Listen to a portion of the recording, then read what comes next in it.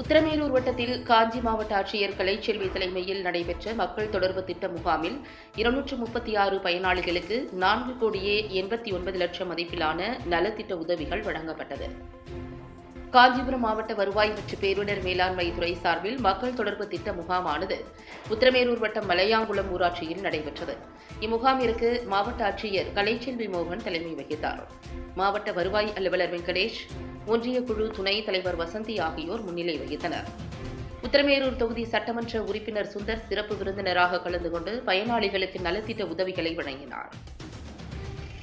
நிகழ்ச்சியில் அரசின் பல்வேறு துறை சார்பில் அரங்குகள் அமைக்கப்பட்டிருந்தன. வேளாண் மற்றும் தோட்டக்கலைத்துறை, குடிமை பொருள், சமூக பாதுகாப்பு திட்டம், பிற்படுத்தப்பட்டோர் மற்றும் சிறுபான்மையினர் நலத்துறை, கால்நடை பராமரிப்புத்துறை, சுகாதாரத்துறை, கூட்டுறவுத்துறை, உழவர் நலத்துறை, தோட்டக்கலைத்துறை, ஊரக வளர்ச்சித்துறை, மாற்றுத்திறனாளிகள் நலத்துறை உட்பட பல்வேறு அரசு துறை சார்பில் 236 பயனாளிகளுக்கு 4,89,00,000 மதிப்பிலான நலத்திட்ட உதவிகள் வழங்கப்பட்டன.